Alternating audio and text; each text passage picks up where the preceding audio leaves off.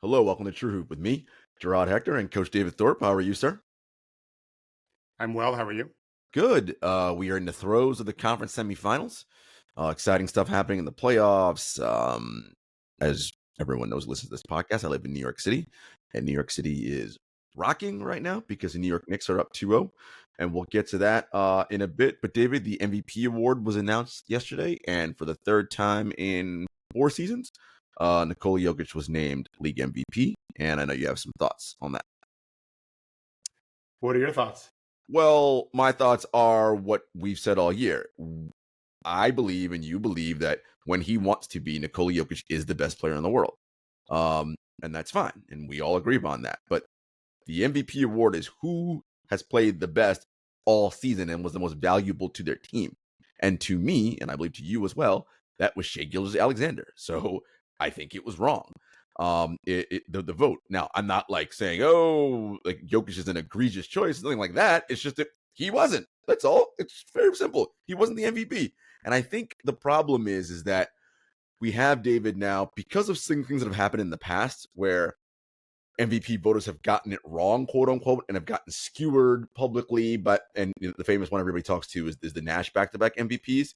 People now retroactively don't want to look stupid, right? So last year Embiid won it. I would have argued to give it to Jokic, but whatever. And then Jokic does what he does in the postseason last year and dominates everybody. Everybody's like, oh my God, you see? Even though we all say and agree, but it's a regular season award, not a postseason award. So why does that part matter? This year, had Embiid not gotten hurt, he was the runaway favorite for MVP. But he did. He only played 38, 40 games, whatever the number was. So didn't matter. He didn't win it. So they were wrong in the voting, but ultimately, it's what it is. Okay. So I think that's well put. I think that I'm less disappointed that Jokic won for the reasons you said. He's amazing. Mm-hmm.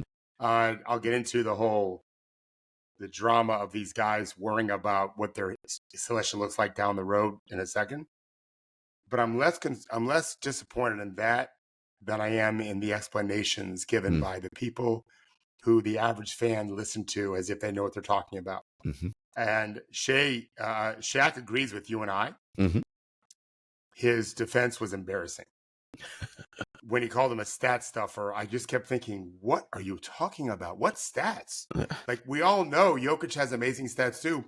Shaq, please illuminate us a little bit. You and I know half the game is defense. And that's why Shai, in the metrics we trust the most, was our number one candidate. This is half the game. And nowhere in the TNT's discussion of this was that word ever mentioned. And I'm embarrassed as someone who's been in the media for a long time now and also as a coach and so forth. It's as if we've just forgotten that we can measure defense now. I'm not saying we're as good at it. We're not. Right. Because it's a little bit gray. Mm-hmm. It's a little bit gray. We don't really know for sure sometimes who to assign the defensive fault to and so forth. But the idea that we don't even mention it, it's not even in the conversation. I've said this before on this show. Let's have an offensive player of the year. Mm-hmm. Okay? And then we can give it to whoever the hell we want to. I did a whole video about it 2 summers ago. Yeah. Put on True. Right. Yeah. We already have a defensive player of the year. Let's just call it offensive player of the year. And let's forget about this other shit. Because we don't have the ability, apparently, as a collective media, to mash them both together and get an answer. And I just, for Shaq saying he feels badly for Shai, I'm not here to trash Shaq. I like him very much. Right. He's good for our game. Yeah. But he feels badly for Shai. He's got to start all over. Like, well, so would Jokic and so does Luka. Like, what does that have to do with Everyone anything? starts over at the beginning of the next season. That's how it goes. We're just trying to figure out who was deserving of the best player in the league award. It shouldn't be that hard. In soccer, they have an award for goal scoring, right? Sure do. But it's different from best player. Correct. Golden Boot versus Ballon d'Or. Yep. Very different. Yeah. We got a Cy Young Award for best pitcher. We got Golden Gloves for best defenders in baseball. And we have best overall player. Right. We have Silver Slugger for best hitter, all that. Yeah. Yeah. And then we have selection for MVP, whatever. I just am deeply, deeply disappointed. And to award it, it worked out in an interesting case of irony that they gave it to a guy who might get swept might be getting swept. It shouldn't matter. These Right. game in week 6. Correct. But yeah, I'm sure Jokic did, for a guy that really doesn't want to be there to begin with, that's an awkward time to get the MVP. Now, is he worthy of all-time status? Yes. Of course. I think he is. And I don't remember anymore who I picked last year. I don't remember. I agree with you. Embiid was headed that way this year if he played enough games. It's just, it's a shame. And I don't think Shea's going to use it as anything. I don't think he came into 3 years ago thinking, I'm going to MVP one day. Maybe he did, but I'm not aware that he did.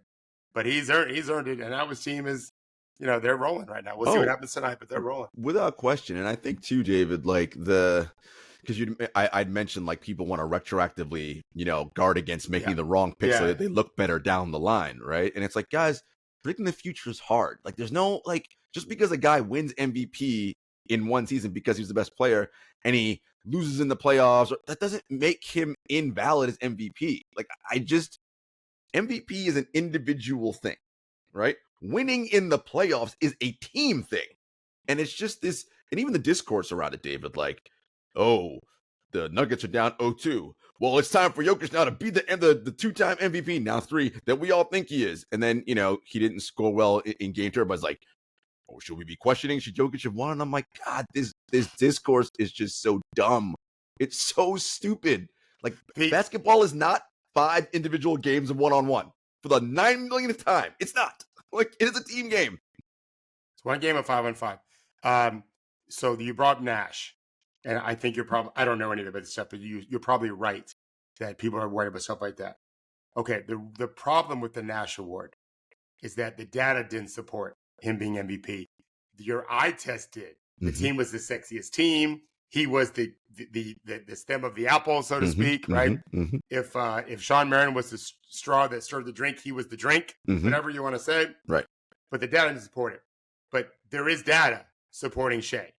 And even if you want to argue that in some of the data, we have lots, that Jokic outplayed Shea, you also have, well, they did get the 1 seed, and you can argue that they had the same record. I get that. They were the 1 seed. Correct. Can't argue that. Right. We know this is a fact. And look who was on his team. Correct. He wasn't playing next to world champions and veteran guys. He's got a second-year dude from Santa Clara. He's got a dude with hair like a woman. I'm just kidding. From Australia, right? Who entered the season not be able to shoot. He constantly doing this over his ears, like Nash, by the way. He's got a non-shooting, more or less, point guard. They were a 1 seed. He's got a rookie center. Right, it weighs 88 pounds. So my only argument on that is they can defend themselves if indeed they were ever attacked. He was top 2 or top 3 in any possible data you could want to look at, advanced level metric. And his team was the best team in the West, second best team, I think, overall, with a whole bunch of young guys. And by far, the most surprising success story of the league in the regular season. Not the defending champions, who returned all 5 starters. And they have the same record. It's embarrassing. I agree. Listen, you got to defend yourself for picking Jokic, in my opinion. That's a legacy award. Right. You chose him for legacy reasons. He's incredible. He didn't play to win that award. He didn't want to win the award. I'm quite sure he could have. Correct. As it turns out, he's got to be laughing his ass off like, I gave it like 65% for 80% of the games and I still won? Suckers. Like, are you fucking kidding me, guys? What's the point? I feel badly for the data guys. What are they doing? Right. Taylor and those guys. What are you doing? No one's paying attention. Right. Clearly not the people that are covering the league. They're not paying attention. No. I see it anyway. I'm with you. It's all narrative-based shit. It 100% all narrative and storylines, and because this is where we are now. It's what drives clicks on social media. This is where we are now, and it's unfortunate. I just put this in the doc. I'm not sure if you saw it, but Charlotte finally hired their head coach, Charles Lee. No. Yes, they just hired him. Charles Lee, that's what I thought they were going to hire. From Boston. From Boston. Yep. He played in the Patriot League at Bucknell. A friend of mine went to Bucknell, so very familiar with Charles Lee. Yeah. And he coached under Mike Budenholzer's staff with the Hawks first before he started making his way around. And he's a young guy. So kudos to the Hornets for not hiring another 65-year-old retread that everyone knows the name, blah, blah, blah. Give a young guy a chance and see if he's going to be any good. I spoke to an insider with Charlotte, 3 weeks ago, who he didn't tell me they were going to pick. He wouldn't know. But he, based on all the things he had heard and researched, whatever, he thought Charles Lee was an amazing candidate. He had no clue who they're going to pick, but yeah.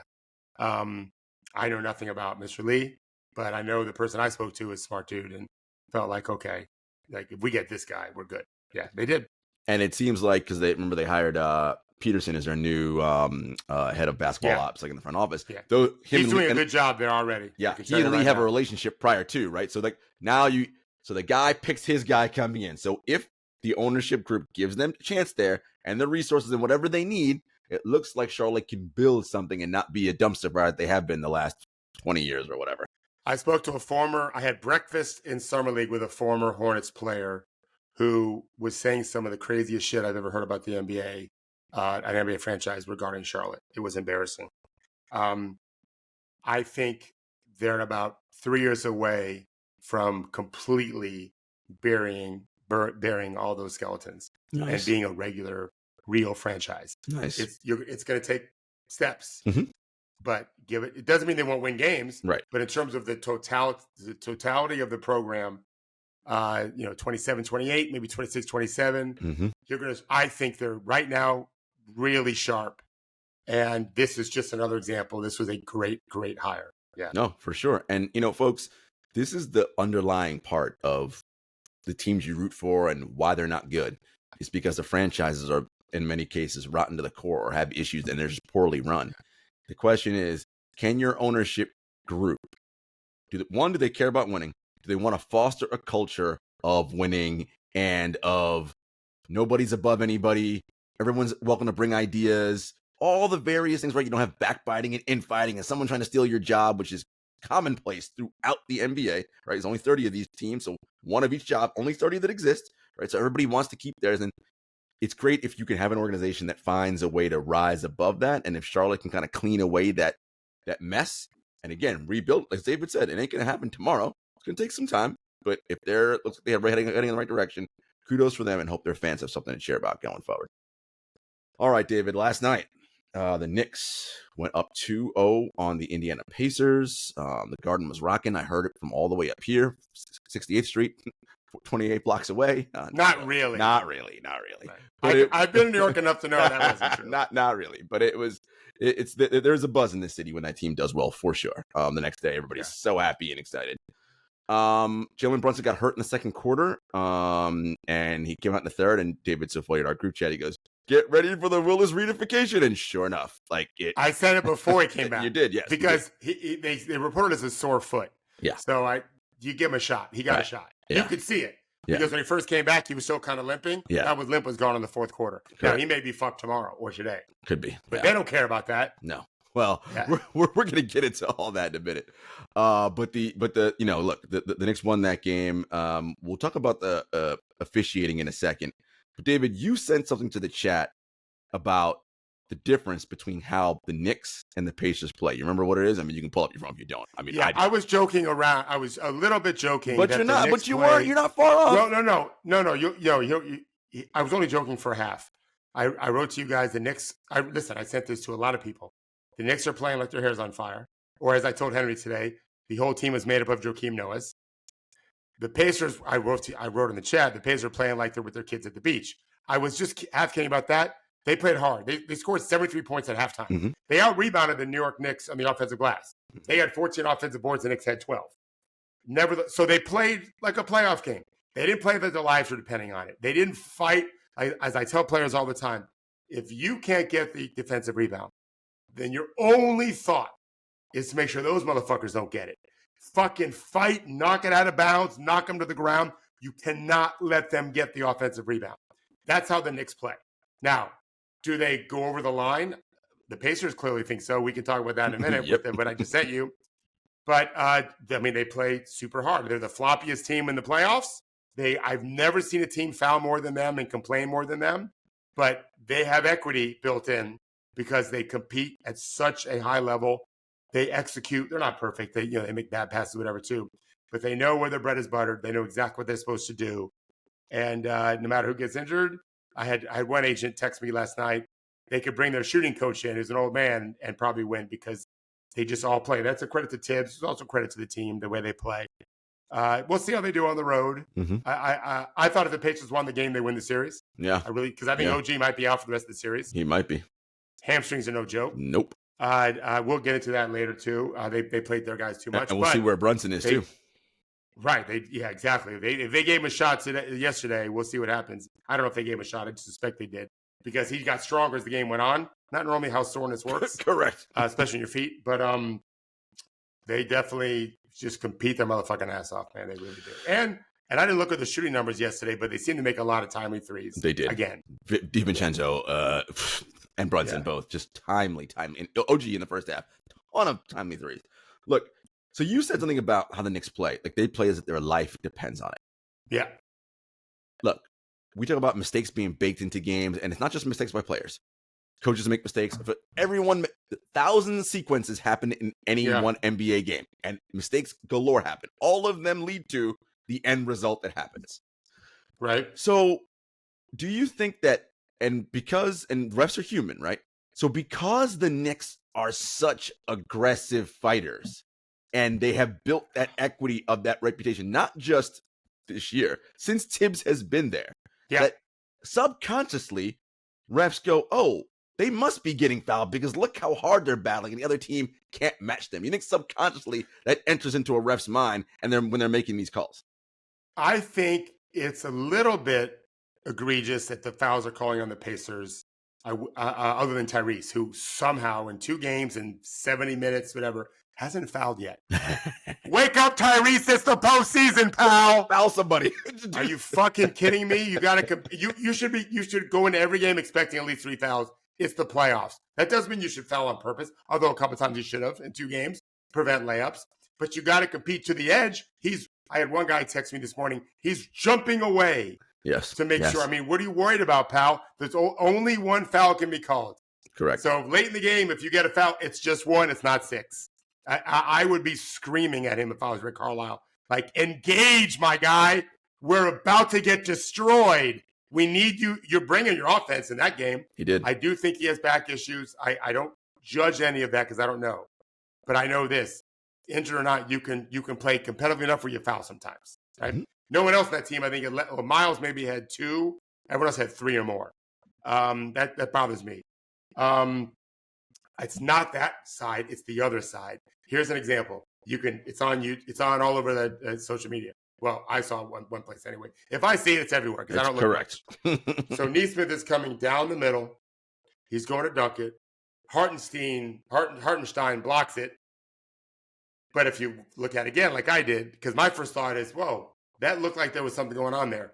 So if you go vertical, no call. Fair enough. Mm-hmm. But you can't hold him off with your arm.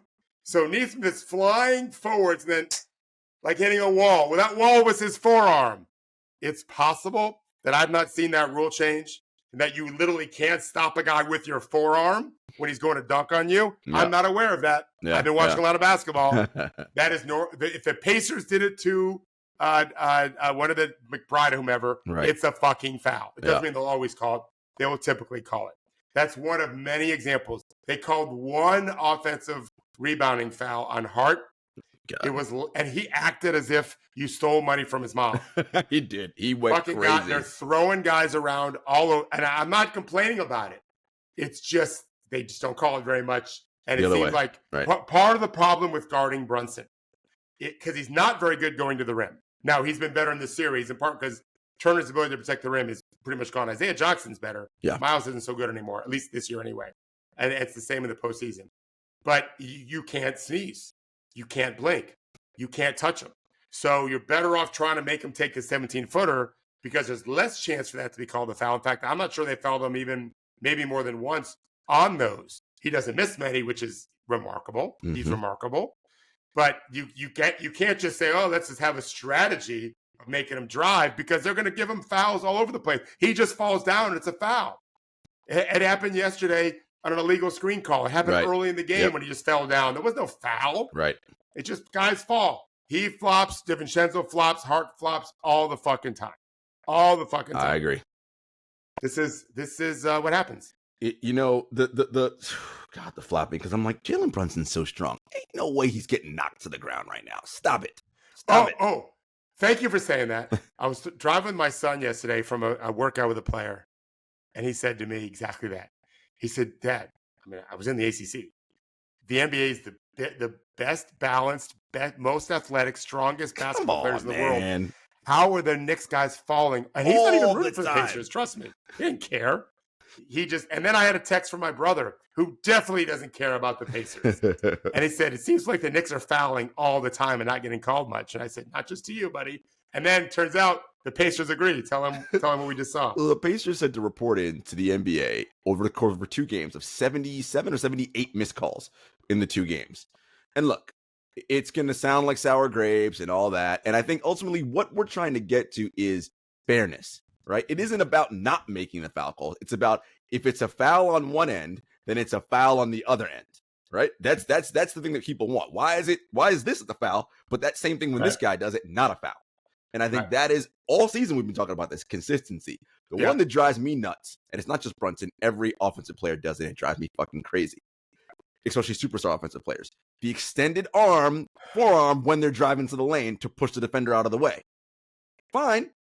If it's a foul on the defender, then everyone is allowed when they are driving to the rim to extend their arm out, but everyone's not allowed. We know that because you see it all the time. That drives me up the fucking wall. I'm like, how are you going to guard these guys? If you allow them to extend their arm every time, well, I mean, I can't get close to them. Can't get in their space. It's not just extending arms. Brunson also just uses his body as a battering ram. Yes. And you can't do it against him. Josh Hart he doesn't hand check. He uses his arm bar. I love it. We teach that. But we also teach when they call a foul early, you got to stop doing it. So I don't let my young guys do it because they're too stupid. They'll just keep doing it and get fouled out. The veterans can do it. Use your arm as a bar as they're driving to kind of hold them off a little bit and kind of control them some. And these guys are powerfully built. Oh, so strong. And if the refs call it, if you extend, it's automatically a foul. Josh extends. He doesn't let you turn the corner because he's holding you off. That's a fucking foul. Not for Josh Hart and the Knicks. And I told Henry today, I just feel like the thumb's on the scales a little bit because just like the WWE, they don't care who the champion is. They care about the ratings. The WWE doesn't care, because that's scripted in the WWE. Correct. I don't follow wrestling, but I'm guessing they never made a champion someone who wasn't very popular. Correct. I'm only guessing that. Or hated, like it's always like a hate watch. Yeah. Same thing. Right. Same thing. What was the number one reason why people listened to Howard Stern back in the day? They loved him. What was the second most popular reason? They hated him. Yeah. It doesn't matter. Either way wins. I have no faith in what I'm seeing after watching this. We already saw a change during the season of calling everything to calling nothing. It was very obvious to all of us who saw it. The dad, I think, supports it as well. I think it's a pretty close series in terms of fouls called. I just think New York is far more physical and somehow has less fouls. And that just, to me, it doesn't ring true. I think that's you hit the nail on the head right there, David. There is no way you play as physical as the Knicks do and don't foul. Like it's just not possible. Not in this NBA. You can't do it. But it's just, when the refs are not calling it as much on one end. The other thing is, so Tibbs has been playing these guys 45, 46, 47, 48. I mean, Josh Hart has not sat in 2 games. He plays, and then on the broadcast, we're like, oh, look how smart Tibbs is. They let the referees talk about it for 5 million minutes. Then he calls a timeout to get the 5-minute rest so he doesn't have to take Josh out of the game. That is smart. And it's, of course, very smart, and everyone's loving it. And, David, there is a psychological thing where I think fans, because we, not us, but the larger we, the media and the culture, we throw around and embrace this warrior mentality type of thing. So people love this idea of Brunson coming back after the pain and just fighting through it. Like, it's just, we know in the long term that is not good for long-term success. See Derrick Rose and the Chicago Bulls. Wait a second. You're not going to see just Derrick Rose, Jarod. You could see OG Anunoby right now. Right now, correct. He when you pop a hamstring, I don't know Marcus Elliott that well. We're friends, but Henry knows him really well. But I would guess he and every other professional in his industry would say you should never have a soft tissue injury in the first half of a game in the NBA season. It's different when you go bone on bone, you take a bad hit. Those are things. This is a soft tissue injury. There's a reason for that. Yes, muscle fatigue. Yeah, for sure. Yeah, so I liken it to I've never driven a true sports car, driven fast cars. There's a red line in the RPMs. Mm-hmm. If you keep punching it through those RPMs, something's gonna blow. I don't know anything about cars, but Mm-hmm. the engine light's gonna come on. Yes, because it's not gonna be running anymore. correct. Well, OG's light just went on. We're not sure it'll be turning back off before the postseason's over. No, you're We right. have no idea. Yeah, the sore foot Brunson has. That's what they called it. I don't know what it was. Right. That's what we called it, and it seemed to go away, which tells me you can treat it with some kind of pain, whatever. And but that didn't come by accident. Yeah. Right. Yeah. So it's coming at a cost now, and who knows what about later. Yeah. Listen, if Team USA is hoping to win a championship, you better be rooting against the Knicks because he'll show up on fumes to Paris. I mean, they made it to the finals. You got Brunson, you got all the old dudes. Like, please, I'm not going to get on my USA rant about how none of these players should be going. Right. So look, here's the thing. So this ultimately will come back to bite them, in my opinion, at some point. If the Pacers are not able to extend this series, and we don't know, we'll see what happens in Indiana. Yeah.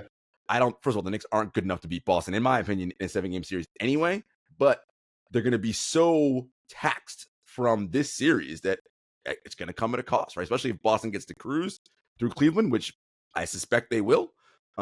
This is going to be a problem, ultimately, in my opinion.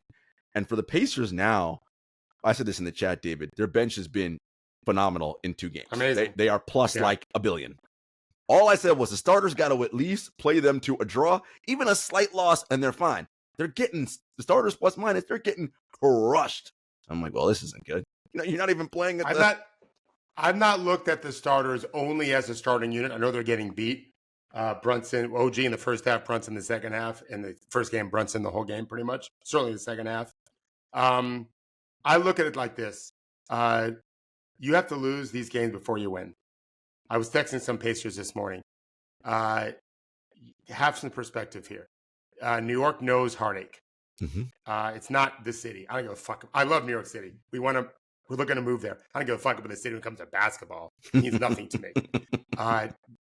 The franchise, those players, no pain. The Pacers don't. Yeah. This is all puppy dogs and ice cream for them. Mm-hmm. And they could have absolutely come out of this series 2-0 on the road. Agreed. And they're 0-2. They're 0-2. And that should hurt like hell.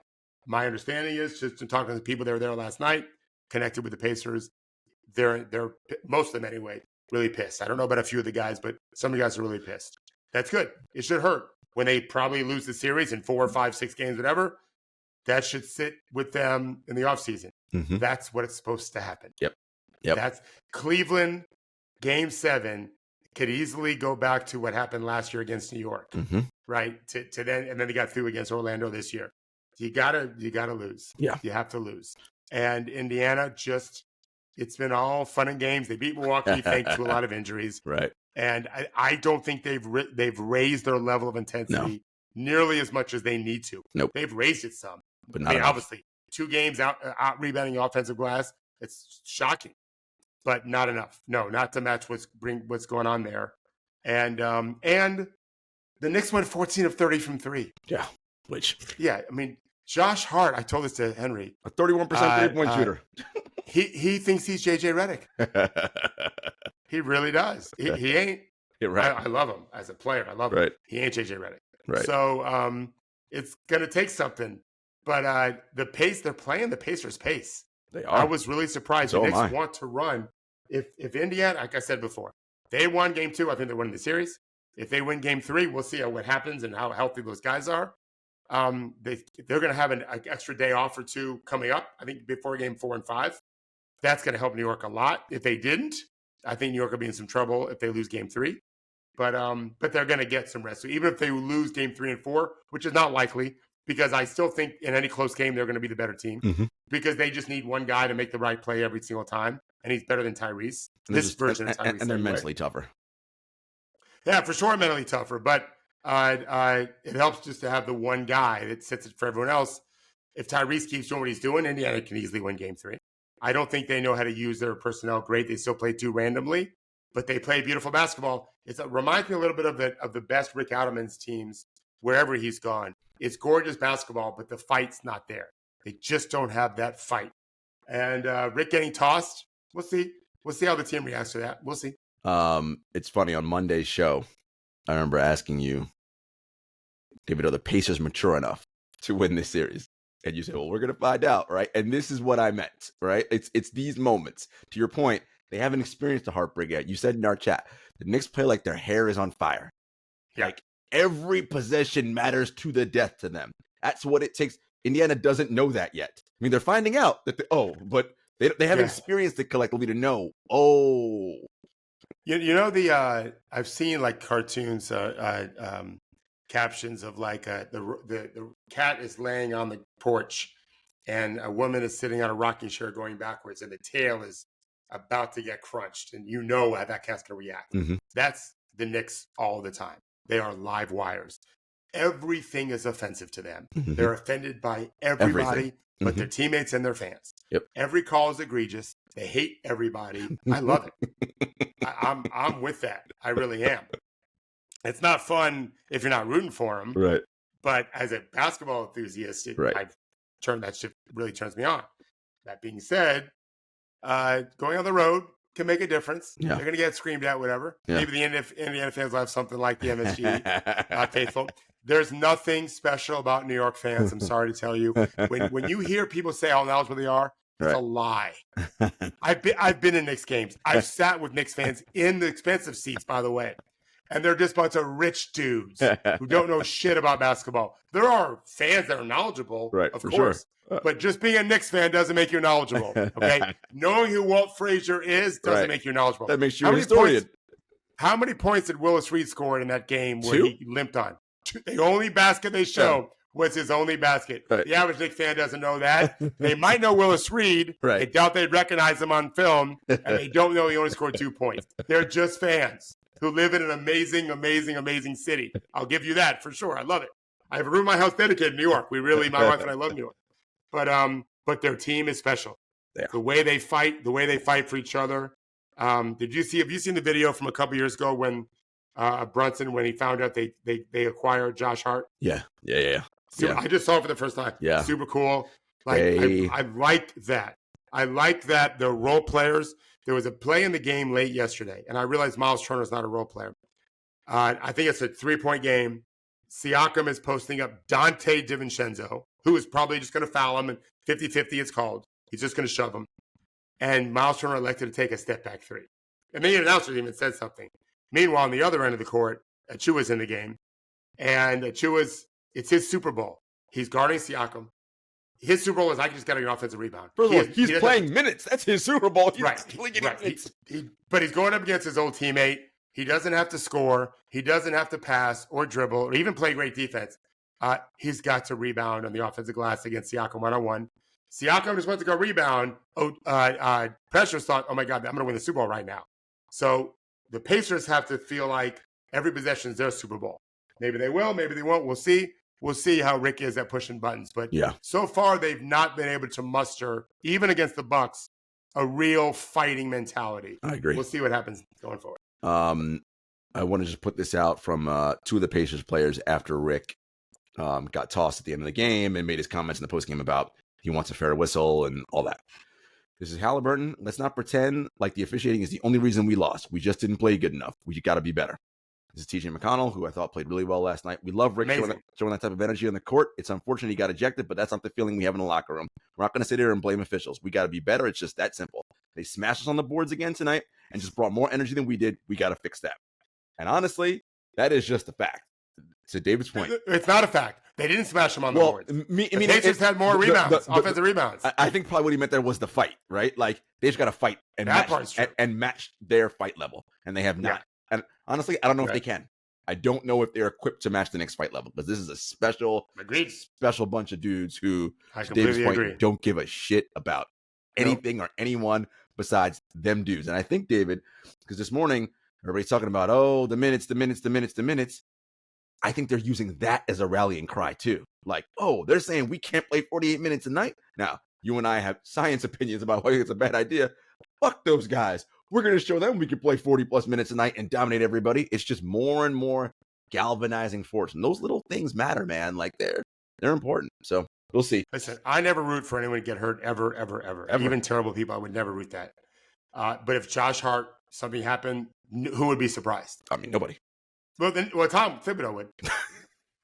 What? What do you mean? Yeah, but the rest of us, this is the risk they take. Whatever. Let's see what happens. I will point this out because we didn't mention him a lot.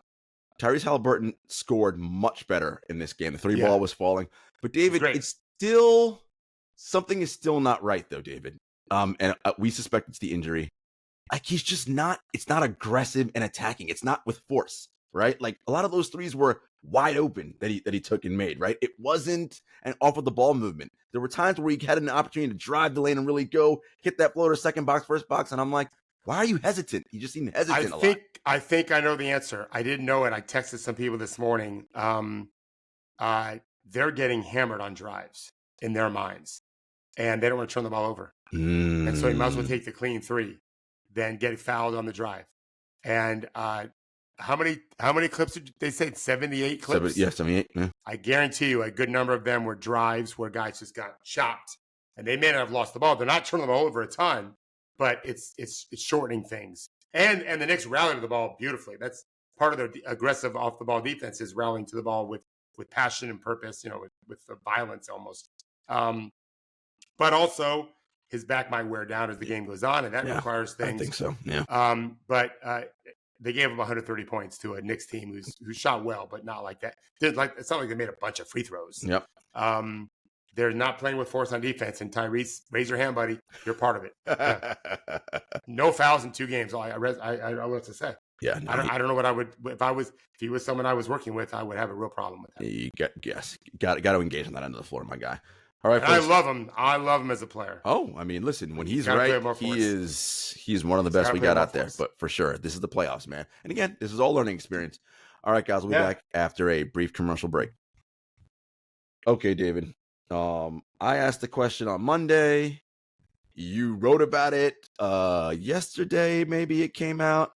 I was like, "Are the Nuggets in trouble?" And we're like, "Yes, they are. Down 2-0." First of all, Jamal Murray is clearly not right. Like, right? And I said that. I said, if he's not, seem to me he is. If he is not, they have no chance because it can't just be Jokic and Michael Porter Jr. It's got to be more than that. They're going to beat this Wolves team. But David, the Wolves are doing something similar to the Knicks in there, and it's different. Their defensive disposition, and it's everybody on the floor. It's almost like they smell, like animals, the lion chases the gazelles or whatever. They don't go after the super fast one in the front. It's babies and the lame injured ones. Why? Because that's the easiest meat to get. How am I going to go run the fastest people in the front? Forget that crap. They sense that Murray's not, and they are attacking, ripping them. I'm like, this looks like a team of like, it reminded me of, remember in the Olympics when Kukoc was coming over, Dream Team year, 92. Yeah. I know exactly and what you Jordan mean. And Pippen just relentlessly assaulted that kid. And he was a kid, a teenager at the time. Because he was coming over and getting paid money, and Scotty didn't get a contract yet. All fair. I'm not saying they shouldn't have. Yeah. But that's what I was like, Jesus, you guys are being kind of mean right now, like in how you're playing. I just, wow, defensively. I mean, look, and they've been the number 1 defense or 1 or 2 all year. So impressive what Minnesota is doing defensively. They are. Were they last year? Maybe not 1 or 2 last year. They were very good. But they were very good. And it's, you always talk about the disposition to dominate. And it's not, you can do that defensively. And they're doing so well with that. And David, they're long and they're athletic. And it's something that I say all the time. It ain't like all of a sudden you can get taller and do something different when you're the opponent. You are whatever height you are however athletic you are. Just is what it is. So the Nuggets are going to have to do some things better. What can they do better right now against this swarming, super athletic and aggressive defense? I wrote about it yesterday. They've made Jokic so uncomfortable with his dribble. They play as hard as the Knicks, but they're taller, longer, more athletic, with better inside players. Which means disaster for you. Yeah. So Jokic seems sped up to me. He seems uncomfortable to me. When have you ever seen him sped up? Ever? Before this? When have you ever seen him sped up? No. Yeah, doesn't seem himself. That's the design of the defense. And so getting him shots closer in would be smart. Not making him dribble so much would be smart. let him operate from closer in. We can shoot past that. That might give them a little foundation because they're definitely just off kilter. But to your point, when Jamal Murray is what he's been doing, what does he have? Does he have 9 field goals in 2 games? I wrote it. Yeah. I think 3 and 6. Yeah. And you're just not gonna beat the way Minnesota's playing offensively now. And my God, and they're playing well offensively. David Cat is listen.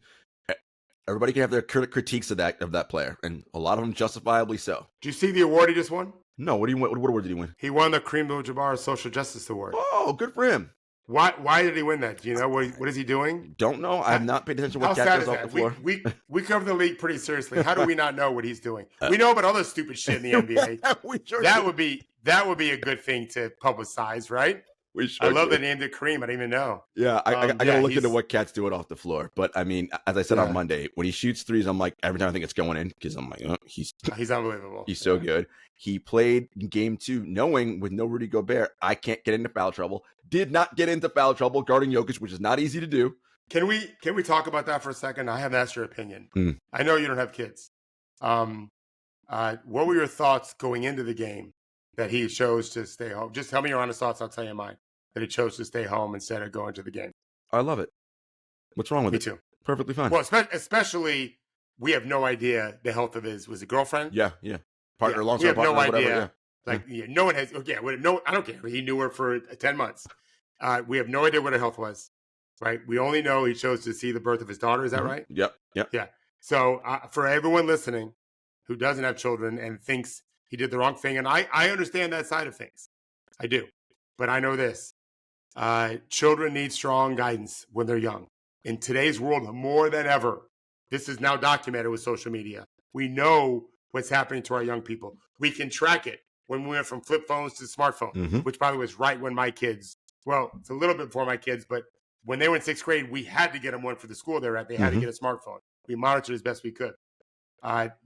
There's been, 200 times what I've been able to, especially with my daughter, when I've been able to say to her, I've known you since literally the second you were born. You may think we don't understand you. And I'm not telling you I know everything. Right. But I was with you as you came out of your mom. It was me and the doctor. I was holding your left leg in a camera. I got on film, and she's seen the film now, by the way. That's a true story. I was right there. And even though they don't want to hear it sometimes, it's meaningful that this man, I'm lost here or I'm struggling with something. This man was there the second I was born, has known me every second. It matters. These games come and go. Correct. And you can live with yourself. I think I can live with myself a lot more having lost some business thing, or in his case, a game, than not being there for the moment when your daughter most or son most needs you. So I give them credit for all of it. And also, as we wrote in our article, it was a nice knuckle curve to their fastball. Because just when Denver felt like, all right, we saw what Denver Minnesota threw at us in game 1 with the Stifle Tower and all of that. And now it's fucking Naz Reid, the Louisiana Lightning, whatever they call him. Like, that's, for one game, that's a beautiful thing. Message to all you coaches who think that you can't win without your best defender and second or third best player because of whatever reason. Yeah, you can if you build the right team. Correct. You might even be better off for one game if that player is injured. Correct. You might be better off. Correct. And I'm so happy he sat. Anyway, no. Without him, they were even more swarming. They were faster. Yes, because he, as good as Rudy is, he's not as mobile, right? Like, so again, nice knuckle curve. So they have multiple options they can throw at you. They have 2 7-footers and a 6'9", 6'10" guy. 6'9", 7+ wingspan. Right. Who's like undrafted. What are we doing? I mean, you guys missed out. Maybe there was red flags I didn't know about. I'm always fair about that.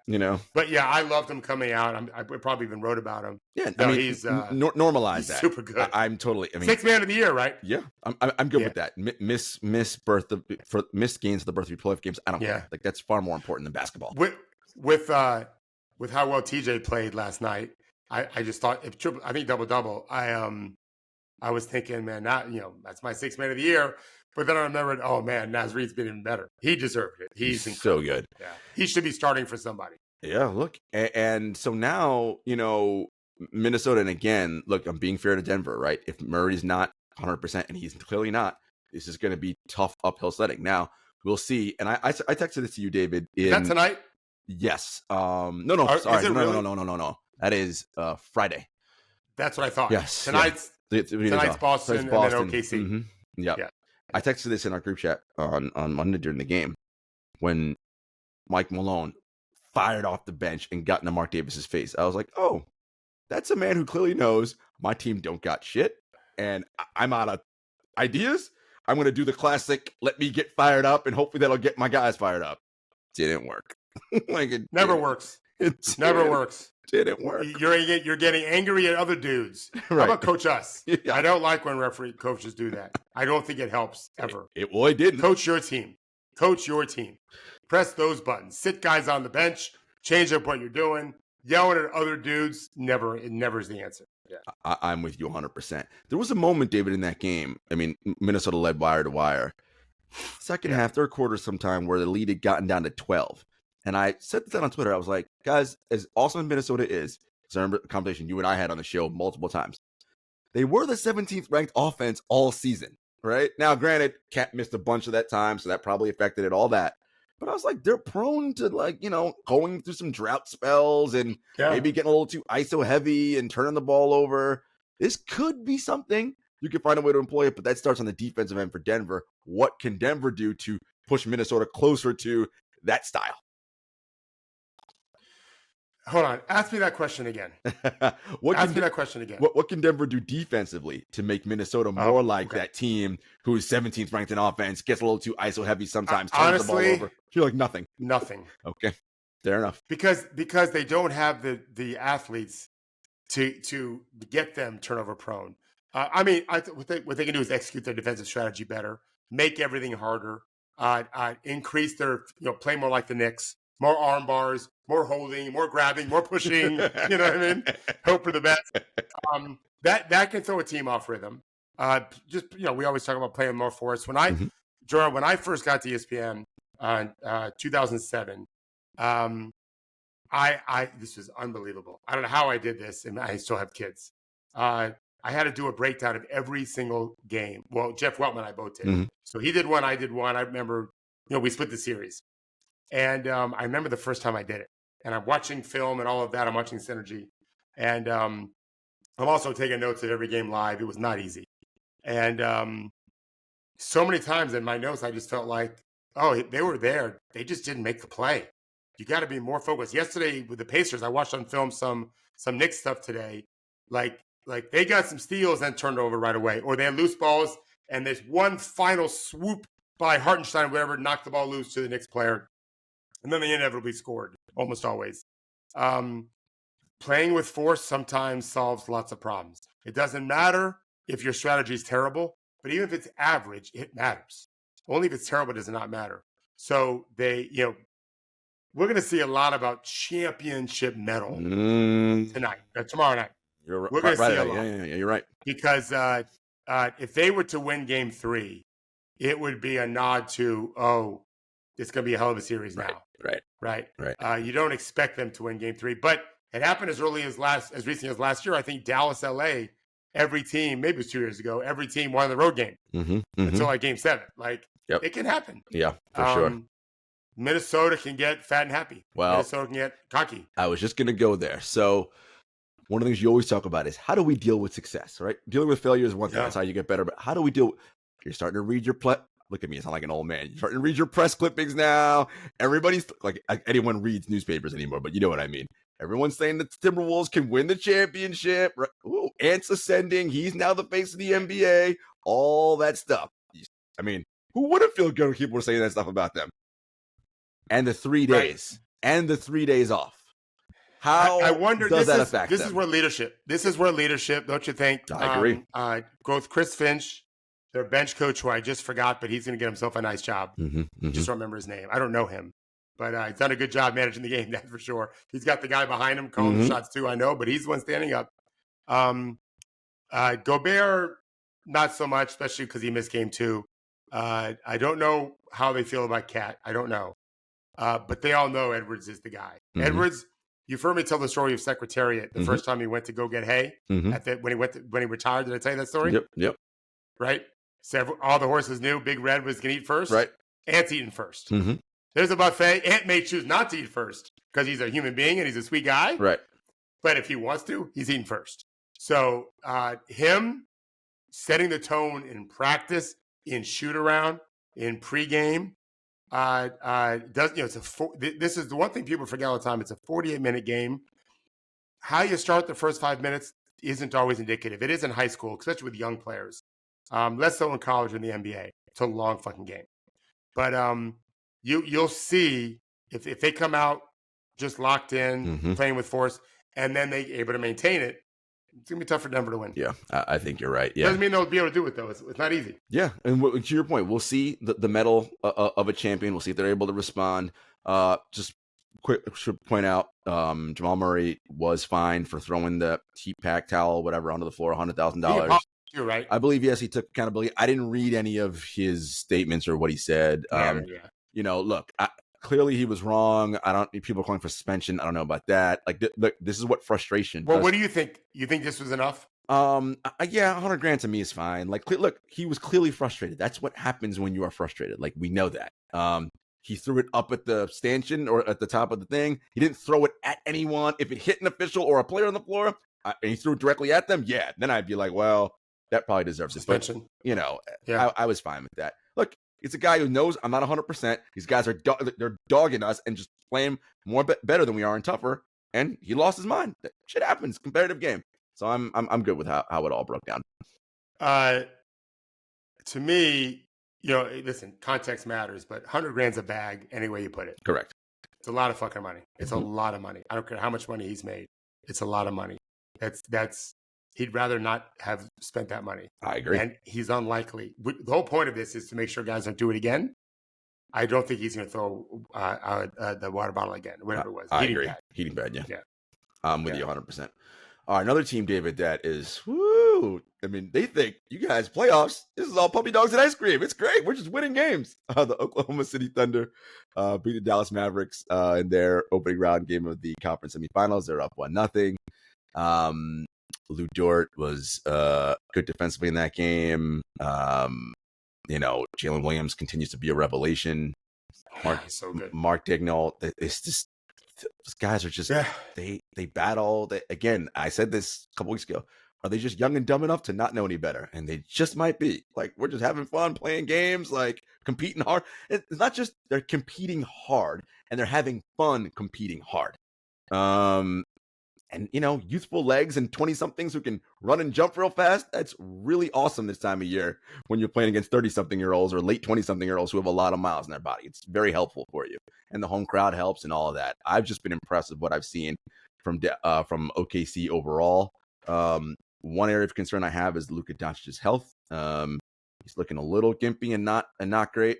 And, look, he's Luka, so he could come out tonight and score 40, 10, and 12 and be like, it's a series 1-1 because he's that special. And he is literally one of the most impossible people to guard in the entire NBA.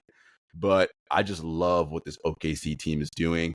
And I love that Daigneault, unlike most coaches who, when the playoffs come, tighten our rotations. I mean, we talked about Tibbs, place to play 6.5 guys. Daigneault still going into his bench, playing 8-9. I love that. Yeah, they just, we haven't been tested yet for a fourth quarter. Luka made a layup, made it 69-67 in the third quarter, and then I think the Thunder made 3 straight threes in different ways. Dallas didn't. Their awareness was low. They were not guarding guys like Chet when he's wide open and in transition. They weren't sharp. We'll see. We'll see how OKC handles things after a loss if that happens before they get to 3. If they get to 3 before they lose, it's a wrap. But we don't know how these young guys are going to handle it. Shouldn't Dallas have been sharper? They're the one coming off a much more contested series. Oklahoma's been home for a week. I was really surprised, but they really weren't that pressed with the Clippers. I mean, when I criticize Jason Kidd, it's for these reasons. They're not sharp about details. The Knicks are on everything. Watch the Knicks game. Pacers get some easy baskets now because their offense is amazing. And its offense, it's amazing because they have good players and a great system. The ball's moving and flying, screening, cutting, driving, shooting. It's hard to guard those guys. You fuck up sometimes, send 2 to a guy, and one guy's wide open. His name's Tyrese Halliburton. Yeah. That's a fuck up. But watch what happens afterwards. They're talking. those players are talking. They're going to get on that same page, right? I don't feel that way at Dallas. I think doesn't mean they won't talk yesterday. They did, I'm sure, today. Right. But I don't think they figured out games as fast as New York does. And then I look at coaching for that. But they've got to, they've got to slow that team down. They don't really hit the offensive glass hard, which is a Achilles heel for OKC, I think. I think Chet had 3 defensive rebounds in the game. I like that. Yep. Dort gets Luka uncomfortable. Sure does. He's a fire hydrant that can move. Those guys are not fun to go against. For guys like Luka that need the rhythm of the dribble to get the shots they want. And Luka seems banged up too. Yeah, he is. We have some banged up stars, obviously. Ton of banged up stars everywhere, man. It's concerning. Something to definitely pay attention to. David, one of the players on the OKC we were concerned about this postseason was Josh Giddey and his streaky shooting. And Dallas put Gafford on him, center on him, right, to kind of like work their defense that way, which they've seen before because that's a lot of teams do. But what I like Dignall doing was taking him off the floor. Like, well, forget that. We'll put Wiggins on. And I was like, well, now go ahead, Dallas. Now put your center on Wiggins. See what happens. Like, I love his ability to be pragmatic and just, again, make a move and say, I'll play this guy. It doesn't matter. Like, we're all young except for Shea with no playoff experience. Who cares? Everybody's playing who got rotation minutes. I love it. I've made the comment for many years now. Henry thinks I should write a book about it. That you've got basically 2 kinds of players in the NBA. You've got your stars, and they're twice as good as everybody else. And then you have everyone else, and they're all about the same, give or take. Obviously, they have strengths and weaknesses that might be different. But in terms of potential impact, they can be about the same. But you got to coach them up for that. They don't arrive that way. You've got to develop them. You have the ingredients to do that. There's billion-dollar companies that are taking flour and chemicals and sugar and whatever, and they make them into cupcakes and Pop-Tarts and all that kind of stuff. They're just ingredients. That's what the drafting is for as much as anything. You're drafting these, now you got to turn them into something. You draft them as these ingredients. So the Thunder are the best in the league at that, I think. They I are. think they're better than anybody at developing players into their best version of themselves for what we need. And then they have a couple of guys that are in Jalen and J-Dub, and they come J-Dub and Shea being stars. And Chet eventually, too. Yeah, and it goes without saying that because of their Sam Presti's wonderful cap management trades, all that, they have a bevy of picks and space. And, I mean, if this team goes to the conference finals, they can easily, in the summer, if they want to, figure out a way to get that other piece in, whoever that may be, and not screw up the rest of like their future, and be a tough team to deal with for the foreseeable future. So kudos to Oklahoma City. Boston put it on Cleveland. No surprise there. Donovan got his numbers. David's yawn kind of says it all in that series because that's kind of what I'm thinking too. Look, here's what I want from the Celtics, David. I want them to not mess around with their food and just demolish this team, put them away in 4. Just, end it. 25 plus 30-point wins every game, and let's end this nightmare and move on. And you get ready for the conference finals. That's what they should do. I'll watch games sometimes, and I'll think, oh, man, this is going to be a smokeout. So I'm not always right, by the way. I thought last night would be a smokeout, and it wasn't. It was a competitive game. It helped that Brunson went out for a while. It gave Indiana a lot of life, or they would have been smoked out, I think. I could just see their level of intensity wasn't there. Boston needs to smoke. Without Jarrod Allen, they're just, the fix is slow the game down, beat them up inside, own the paint on both ends, hope that Boston misses shots. That's the general speaking, what would work well for Cleveland to win. And Donovan be Donovan, who's I'm a huge fan. I think he's an amazing player. But without Jarrod Allen being healthy and going 38 minutes, whatever, they just don't have enough to own the paint. And so it's, you're right. Boston just needs to play great and not worry about when it's a blowout. Just keep it up. Don't worry about the score. I would really tell them, guys, don't even look at the score in this game. Just keep trying to win possessions. I'll let you know when we can take you out because we're up 25. Yeah, That's what I would really stress. Yeah. All right, and then I think that game 2 is tonight, so we'll see what happens there. All right, David. Top 5s. We're gonna do a little addition to our top 5 this year. David's gonna be there are only 8 teams left. How are we doing 5 ranked teams? But I agree, but we should still have our top 5 just because we want to know right now championship order. Who do we like? Who's most likely? So your 5 line, David. who's on your 5 line? Are we going team-wise? players or coaches? Players or teams? Teams first, number 5.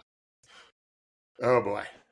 You go first this time because Right. I honestly haven't. I got to look at it and see. I'm going Knicks. Look, and the reason why they're here is not because they're not good. It's because they play 6.5 guys. And I feel like eventually, of the 4 teams in front of them, they're just not going to be able to do it through 2 more rounds. Like it's just going to be too much. This is what happens when you play these guys. Someone's going to break, and OG's already broken at this point. So we'll see and Jalen might be too. I get it. I don't know, Jarod. I really. I mean, I need to go. I'm gonna go the opposite way. Okay, you go 1. I'm gonna go start with 1. Okay. Yeah. I don't think this is easy either, but I think you got to give it to Minnesota. I agree. Because of what they've done without Rudy, defending champs, Jokic healthy, Murray not, but still, you don't apologize for that. And they've smoked them out. Like the second game wasn't even competitive at all on the road. Yeah, I'm going to go Minnesota 1. Timberwolves are also my 1 for those exact reasons. I just like what they're doing. This is to the champs. Again, you don't apologize. I know Murray. It doesn't matter. You got to beat who's in front of you. I love what I've seen from them. And we're going to go OKC too, right? I put the Celtics above them slightly. I know they haven't played anybody, but if I'm but ranking, neither is OKC. Well, I mean, if I'm ranking who's going to win the championship, I'm like, I give the Celtics more than I do. I wasn't looking at it that way. Yeah. I'm not. I'm looking at what they've done. I'm not doing forward thinking. I'm going to lean OKC for just being undefeated, and Boston lost once to Miami. But I hear what you're saying.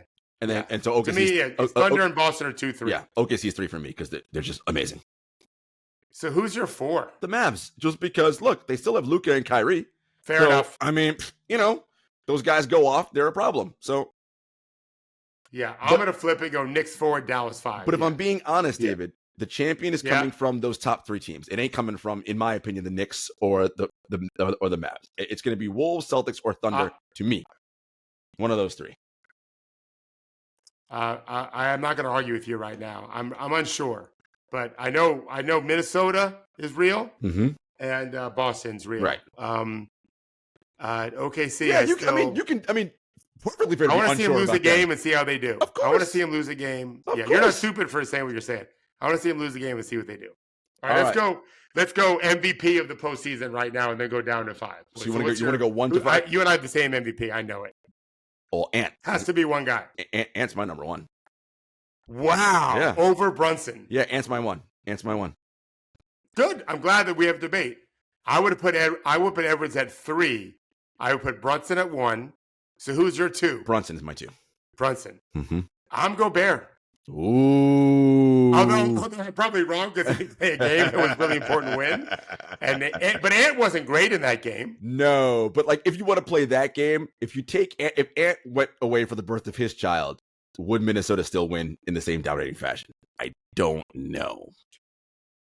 Yeah, we don't know. I understand your point. I don't know. He's harder to replicate. He's really hard to replicate. Yeah, he didn't score a ton, but he's harder to replicate. So you've got Ant 1. Mm-hmm. I've got Brunson 1. You've got Brunson 2. Mm-hmm. I have Gobert 2. I have Edwards 3. Who's your 3rd? This is gonna blow your mind.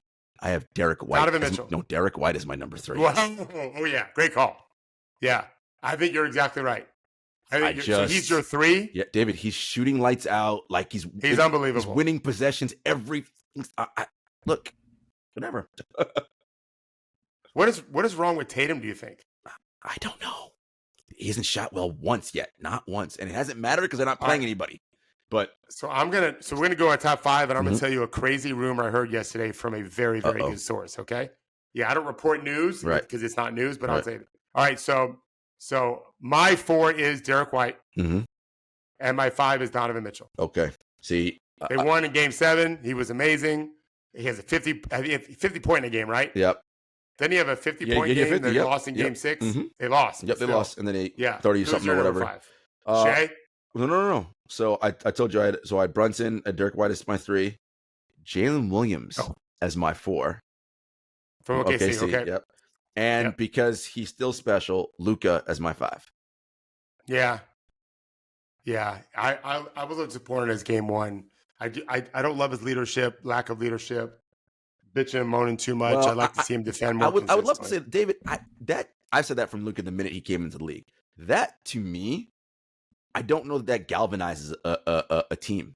Yeah. Every second he's whining about. I'm like, bro, I think it hurts. you can't be getting fouled every time. Come on, man. Like, you got to just get back on defense. And he's always on the ground yelling, and his team's on down a man on the other end of the floor. That's a problem for me. Okay, now, you ready for my Tatum rumor? Oh, boy. Yeah. This is a big deal. This is a big deal. Ready? You can do something silly. I'm be like, what? No, I'm not. No, I don't ever do something silly like that. Not on our show. A Heat official told a source that I totally trust that would never lie to me. He has no reason to lie to me. That Jason Tatum's going to Miami in the offseason. I have no idea how. I've not done the math. I was told this yesterday, and I thought, and the guy who told me this doesn't care. He doesn't care about the Celtics at all. Doesn't really care what happens in the NBA right now. He's a very well-placed source, all I can tell you. He has no reason to lie to me. And why the Heat official say it to him, that could be where he was just fucking around. But Right. Yeah. I think he was fucking around. So I just was wondering, that's interesting. He's not playing great in the postseason. No. He hasn't been pushed for it.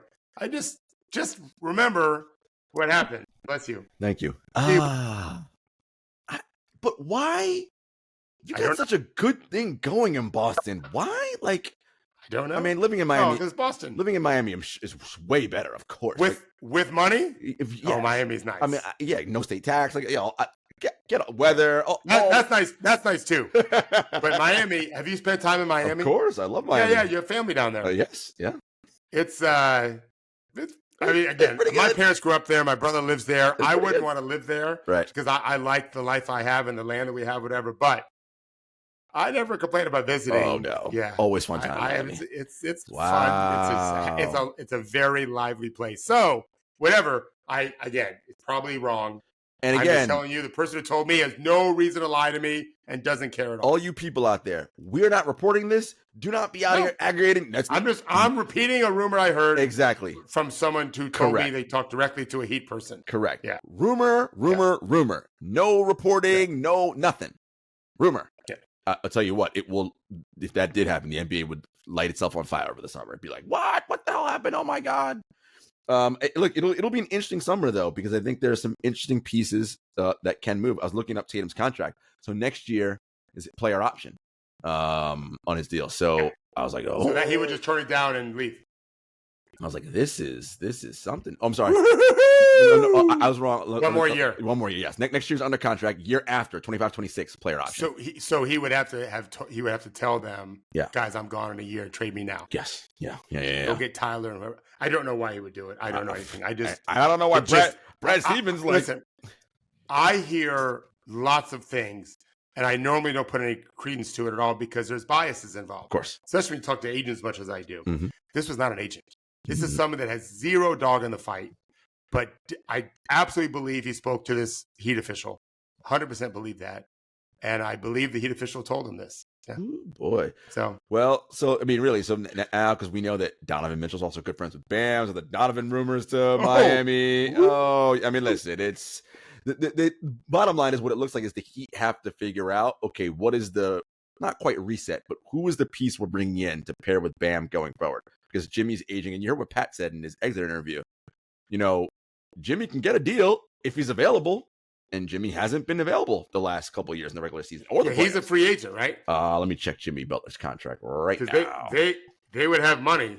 Jimmy Butler. They could do something and get those guys. Let's see. Butler is under contract next year for $48 million and a player option for the following year. So again, you can trade and because he'd be expiring, whatever. Yeah, it's interesting. All right. We'll save that for the offseason. We sure will. All right, guys. Enjoy the playoffs this weekend, and we will see you on Monday. Take care.